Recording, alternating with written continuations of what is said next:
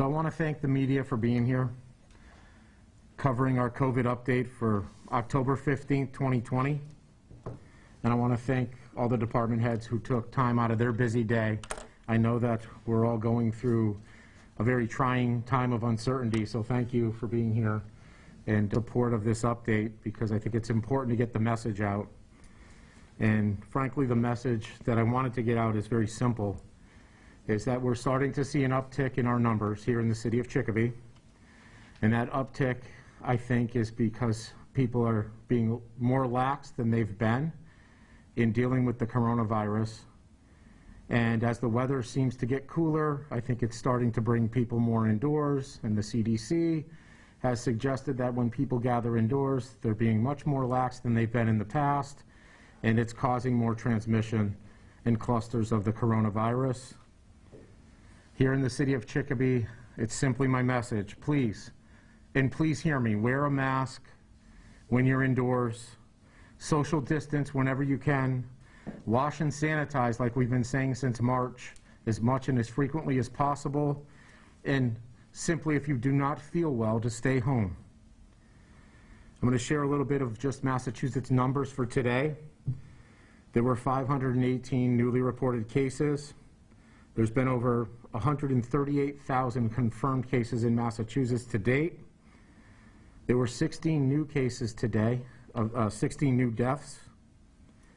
And this is for the state. We're talking a total of 9,429 total deaths related to the coronavirus in Massachusetts. I know that Governor Baker and Lieutenant Governor Polito have announced COVID-19 measures to ensure readiness for the fall and winter, so we're looking at those very closely. We're continuing to monitor the COVID-19 situation, and please be very sensible with your decision making.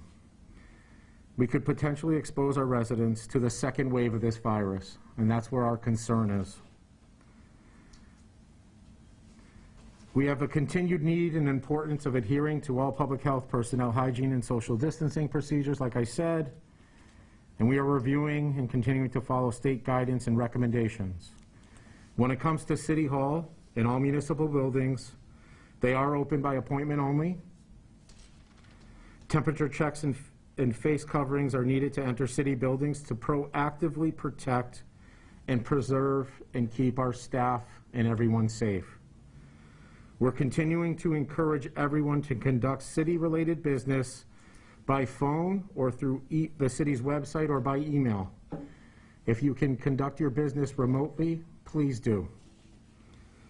We're continuing to review and secure additional funding for restaurants, small business assistance grants, landlord and tenant assistance programs, and I can share this with you. Through our Office of Community Development grant program, the city has now awarded, we're talking business assistance through the CBDG, 21 businesses to date for a total of $160,940. Business assistance through the CARES Act, it's been 14 businesses for $113,600. Technical assistance through CBDG and assistance access state and federal funds. We've given out $17,710. Short-term rental assistance through the CARES Act. 26 landlords to date have enrolled. 10 renter households have completed the applications. We have 6 families that have been assisted for a total of just over $12,700. Nonprofit facilities improvements through CARES Act. We've had 2 sites and 2 more pending, but right now to date, MHA and the Holyoke Chicopee Head Start. VOC at Mount Carmel and the Chicopee Boys and Girls Club are 2 others. I'm sorry, the 2 pendings are MHA in Holyoke, Chicopee Head Start, VOC in Mount Carmel. They've received $24,000 and the Boys and Girls Clubs received $20,000. Food security through the CARES Act, we have 3 programs that have been operating. The Boys and Girls Club Grab and Go summer program was $7,300. The Council on Aging Elder Meals Program to date has received $65,000, and West Mass has received $40,000. On that note, we've also been able to help Lorraine's with $20,000. At this time, I'd like to have our Director of Health, Lisa Sanders, come to the microphone to give you some updates about the city of Chicopee and where we're at. Thank you, Mayor. Hey, Lisa. Good evening. Unfortunately, we are trending in the wrong direction. We currently have 50 open COVID cases here in the city of Chicopee. Out of that 50, 12% are 12 or 24% are under the age of 30. 29 or 58% are between the ages of 31 and 60. 9 or 18% are equal to or over the age of 61. While it is important to emphasize wearing masks and practicing social distancing, it is also important to note that gatherings seem to be the driving force with the spread of COVID. We are all sick of this virus, but the virus is not sick of us.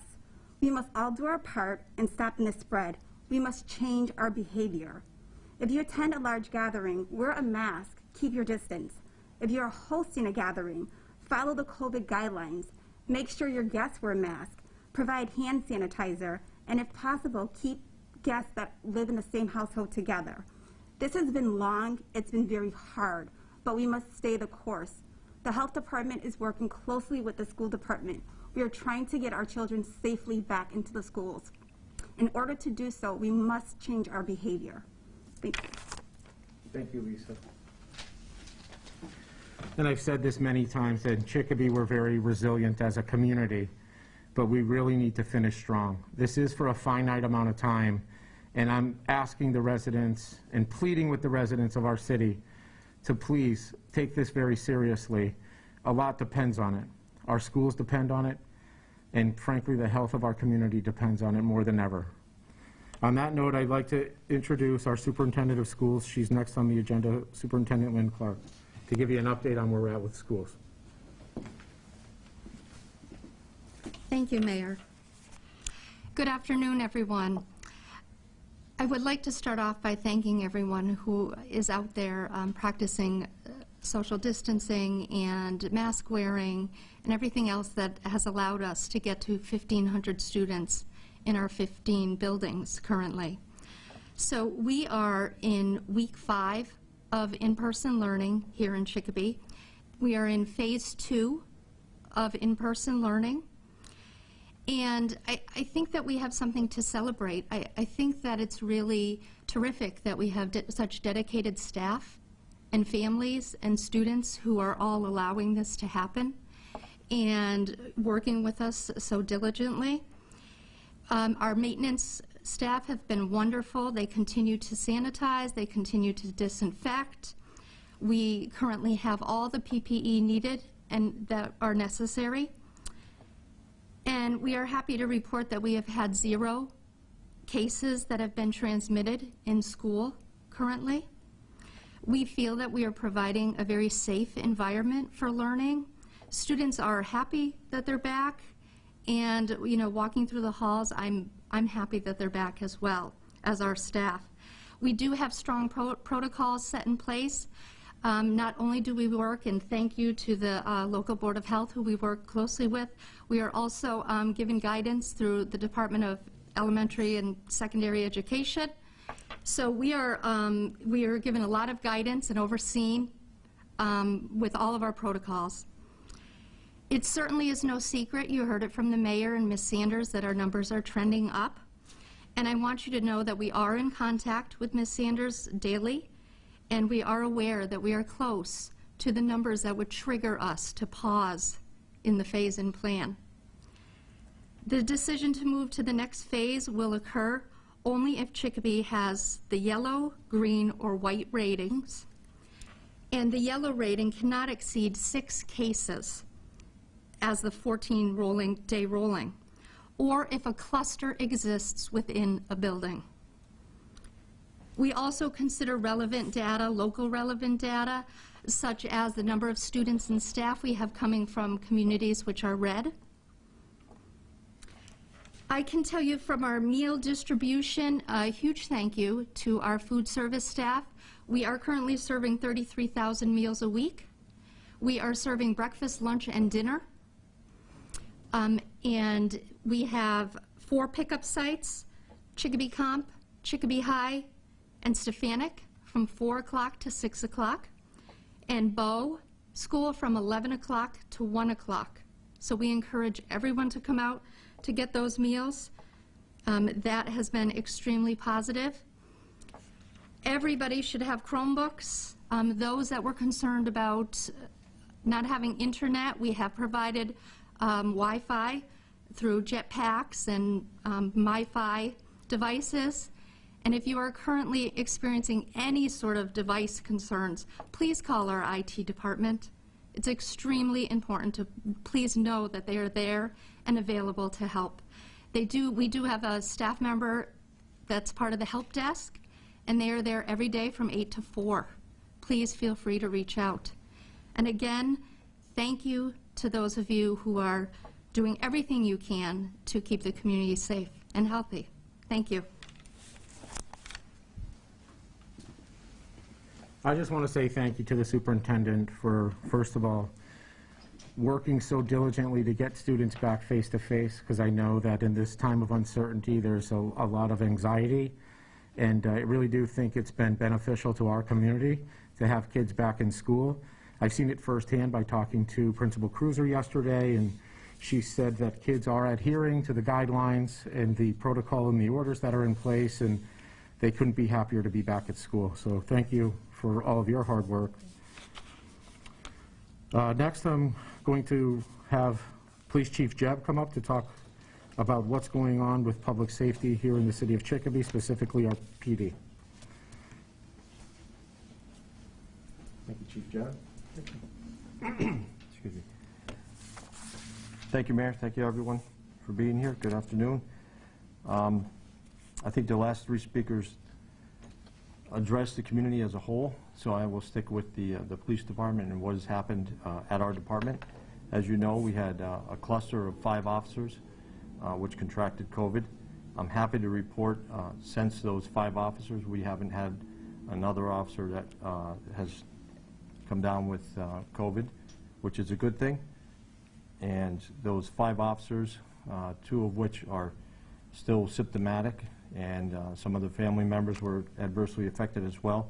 They're all at home. They have been at home, and they will remain at home until such time those symptoms have gone away. It's already exceeded 10 days, but we've extended the period and advised those officers to please stay out of the facility until they have no adverse effects from COVID.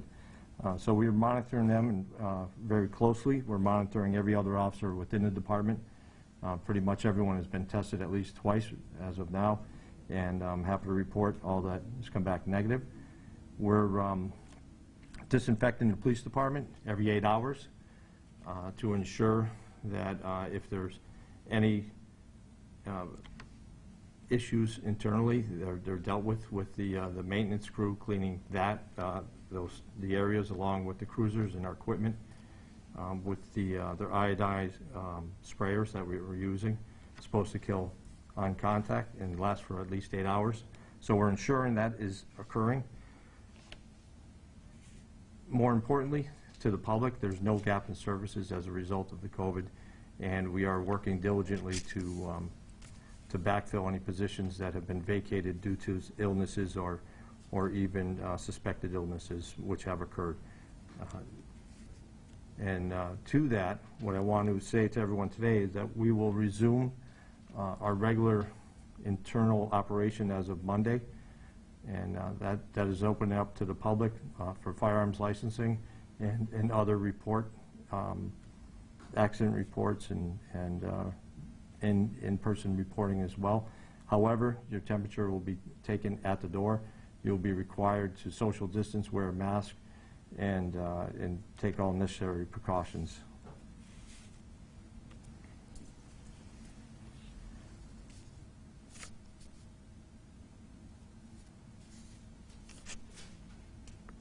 I think that's pretty much it for our perspective. If there's any questions, I don't know if you want to wait till the end. Actually, if you we're going want. to wait till the end, if that's okay, and we'll get through this. Okay, thank you very much, and if you have any questions, I'll answer them after. Thank you, Chief. I'd like to simply say this, Chief Jeb, under your leadership, we were able to get out in front of what I call a cluster in the Chicopee PD and get that under control. It just goes to show you it wasn't if, it's when we have a case of coronavirus in one of our, staff or one of our first responders. And I think it was handled appropriately, swiftly. We followed all protocol, and like I said, got in front of it to save it from really being a major crisis here in our city of Chicopee. So thank you for your leadership through that trying time.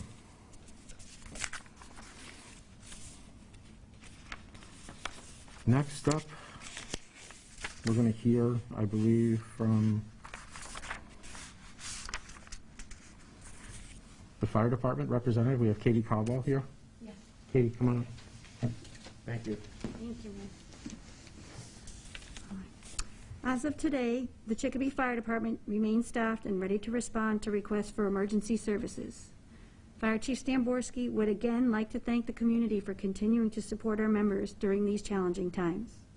Our fire stations remain closed to the public. However, for services that cannot be provided online or over the phone, limited appointments are being made with administrative staff members and fire prevention. Appointments will be conducted outside whenever possible. A health screening assessment will be conducted on any individual prior to entering our facilities for an essential appointment. All 6 fire stations continue to be cleaned twice daily with additional cleaning as needed, as the health and safety of our employees and our community are a priority. Thank you. Thank you, Katie. Thank you, Lieutenant. Lastly, I'm going to talk a little bit about early voting because it's coming sooner than I expected. Saturday, October 17th through Friday, October 30th, early voting will be here. And we have a very strict protocol in place for people who choose to early vote, and that is to protect the employees who work here and to protect those who come in for early voting. The hours are Monday through Friday, 9 a.m. to 5 p.m., Saturday and Sunday, 9 a.m. to 2 p.m., like I said, up here in the City Hall chambers on the 4th floor. And we are preparing for the state general election on Tuesday, November 3rd. So please exercise your right to vote. And that's pretty much all I had, other than I always end with saying this with every COVID-19 task force meeting that we have. And I truly mean this. Our collective success really depends on all of us. And if we are resilient and we finish strong as a community, we can continue the progress that we've made and continue the opening up of our community to getting back to that new normal that we're all used to. So it is for a finite amount of time. I'm asking people to be patient, to be resilient, and please follow the guidelines. Most are advisory. I know Halloween's coming. We've advised you to find safe ways to celebrate Halloween. We are not expecting that you would go door to door. It is considered high risk in trick or treat. So we're hopeful that people will find those ways creatively to spend Halloween at home. And again, being safe is paramount. As the holidays continue and the cold weather, like I said, we'll be talking about Thanksgiving and other holidays. I expect people to please follow the advisories and the protocol as we pass them through from the governor's office here through the city of Chicopee and our health director. Again, your safety and well-being is what's most important, and we really need to be in all this together to get through successfully. At this time, I can open up to questions if anyone has anyone for any one of our department heads or myself. We'll be glad to answer them. So I was wondering if you could provide more insight on, a lot of people have expressed the discrepancy between the numbers that are listed on the city's website and then the numbers that mass.gov lists. I'm not aware of discrepancies. I can tell you that the numbers that we have, I have my communications director, Bobby Mabb, here, who follows the numbers intimately and very closely, and I know that maybe Lisa could answer that better than I can. I can kind of answer that for you. So Thank you. The numbers that we get, they come through a system, so it goes by your address. So if you are a resident of the city of Chicopee, we will get your results. However, sometimes when we call up people, we realize they don't really live here. They haven't changed their addresses. So that's probably that's the discrepancy in numbers. Great, thank you. You're welcome. Thank you, Lisa. Go ahead. Sure. Go ahead. Go ahead. We just have an update Jeanette. on the situation at Comp, the outbreak at Comp.